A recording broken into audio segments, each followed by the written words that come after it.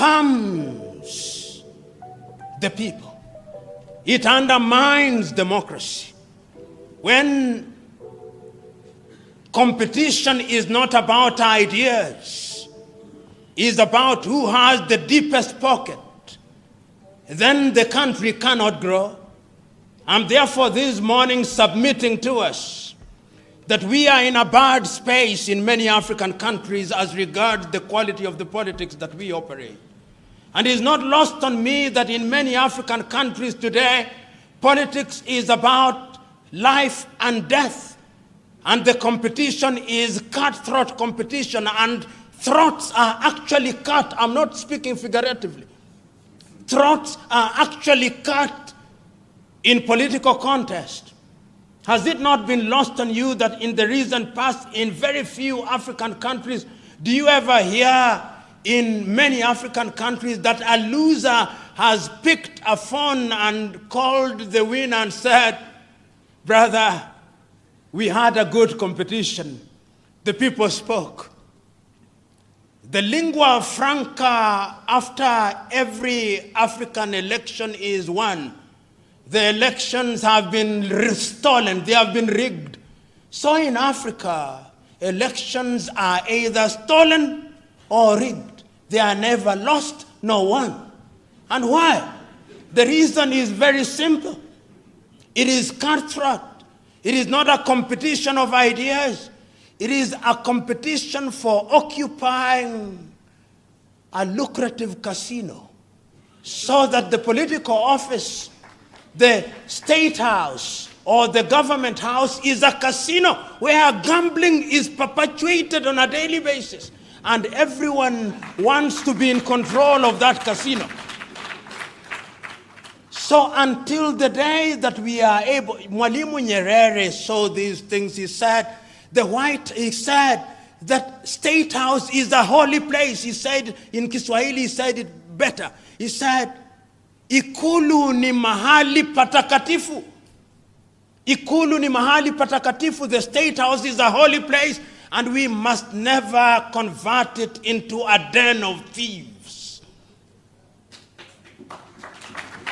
And one can extend that to Parliament. Parliament is a holy place, and it must not be a den of thieves. We must not build governments where we have Alibaba and 40 thieves. In fact, they are no longer 40. Since Alibaba went there, we now have Alibabas and many other thieves. Until we eliminate Alibabaism from our politics, we are going nowhere. And as I conclude, I want to submit to us that there are ways of ensuring that we eliminate commercialization from the political arena. I know that there are many things that have been done in different countries. There were times when we thought that we should limit electoral expenditure, which is a good thing. We ask people how much you spend in election. We know what it is that would be expended when you are a presidential candidate, when you are a member of parliament, when you are a councillor. But there is a sense in which Chinua Achebe was right.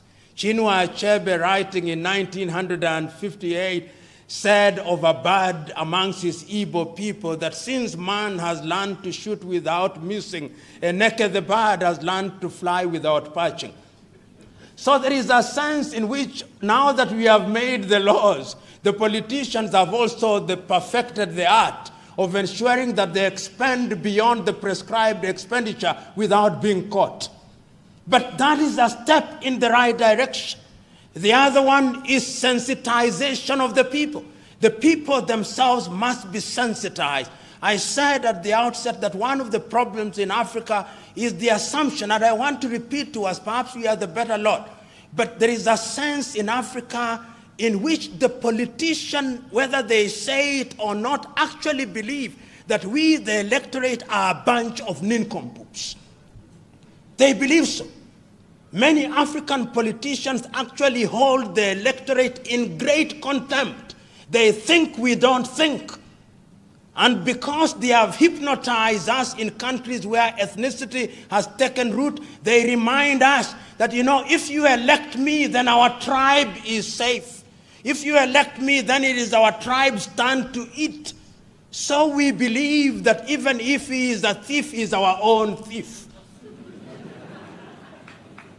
I'm saying that what we must realize, whether we are in Uganda, whether we are in Kenya or Ethiopia, what we must recognize is that going forward, when we don't have good roads, those good roads, when we don't have good roads, the bad roads will affect all of us. It doesn't matter which tribe you come from.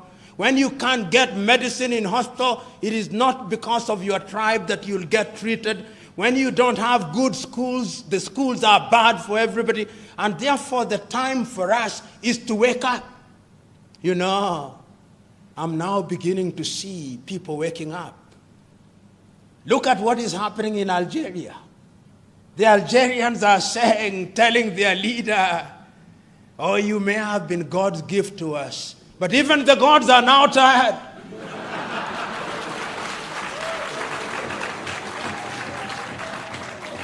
And it's not only in Algeria that they are saying that. In Sudan, they are telling the Sudan, we know that you may have been God's gift, but the gods now want you. In South Sudan, which has been at ease for has not been at ease for a long time, just this weekend, the two leaders have now recognized that the matter is very spiritual. They have gone to the Vatican for a spiritual retreat. Things are beginning to get serious. And ladies and gentlemen, Africa can be great. Africa must be great. But in order for Africa to be great, we must inject what I've called at a different setting, we must inject hygiene in our politics. And there is something to learn from every civilization. One of the things that we can learn from the Western countries, which is positive, is that to a large extent they have now made competition in their political arena a competition of ideas. So that in many Western countries, a leader sees public office as an opportunity for service. So that when there is a vote in the United Kingdom as to whether they should leave or not, and they vote to leave, the young David Cameron leaves office. Can you imagine an African president saying, I'm now resigning because I lost the vote? He'll say, I did not vote. It is the people who voted. They do it, and there is something to learn from it. Look at what is happening again in that area of Brexit. Their prime minister saying, if you approve my plan, I will leave office. Oh, Mother Africa, where are your sons and daughters who are capable of saying that, Mother Africa? We can learn from the West. That is a competition of ideas. Go to countries such as the Netherlands. The prime minister rides to work. Oh, Africa. If you should see the convoy of an African minister, not a president, I'm not touching the president. The presidents are in a different world. The African minister. The African minister will never queue. Oh, he's anathemic. Oh, the African minister is a demigod. Oh, Africa. The African counselor in your rural home, when they go to churches, not even if it is not their denomination, they saunter to the front seats. And even our latter-day clergymen will invite them to share their wisdom with the people, even if we know that they are village fools.